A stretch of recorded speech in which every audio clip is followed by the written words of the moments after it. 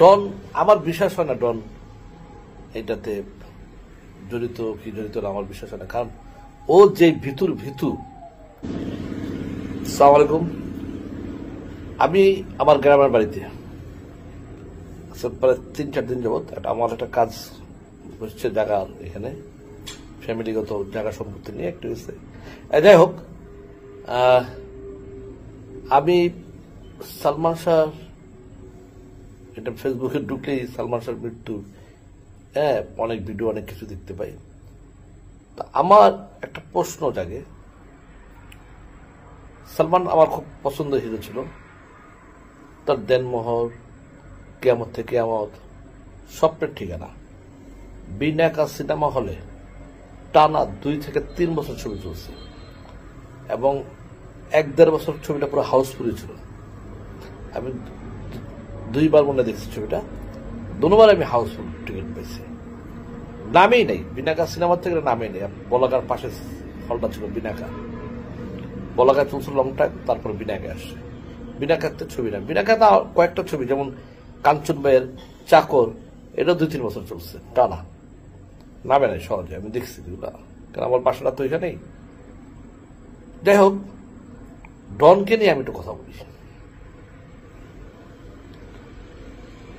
ডন আমার বিশ্বাস হয় না ডন এটাতে জড়িত কি জড়িত না আমার বিশ্বাস হয় না, কারণ ও যে ভিতুর ভিতু। আমি ধর আমার তো 2-1টা ছবি করছে, তো ও সন্দেহ অ্যাকচুয়ালি এটা সত্য কথা, জানা যায় কেন গেল না, এটা কিন্তু প্রশ্ন জাগে। কিন্তু আমার বিশ্বাস ও পাবলিকের ডরে যায় না জানা যা, কারণ পাবলিকের ভয়েই সে জানা যায়নি। না হলে ডন কোনো মানুষকে পরিকল্পনা করে মেরে ফেলবে বা মারবে, এই বিশ্বাসটা আমার হয় না। যাই হোক, সালমানের প্রতি শ্রদ্ধা রইল। ডনকে নিয়ে আমি জাস্ট একটু বন্ধ করার কারণ ডনটা আমি যতবার 2-3টা ছবি আমার করছে, আমি ওই ছবিটা যতবার দেখছি ও মুখে মুখে বহুত বড় বড় ফটফট কথাবার্তা বলে, বাট ও হচ্ছে চরম ভীতু। আর ও পরিকল্পনা করে কাউকে মার্ডার করবে, এটা আমার বিশ্বাস হয় না। তারপর দেখ, আইন আছে, দেশের আইন আছে, সবকিছু কে কখন কি করতে হবে বলা যায় না। কিন্তু সালমান আমার দেশের একটা অহংকার ছিল, সালমান আমাদের দেশের একটা অহংকার ছিল, এবং সালমান একটা হ্যান্ডসাম হিরো ছিল।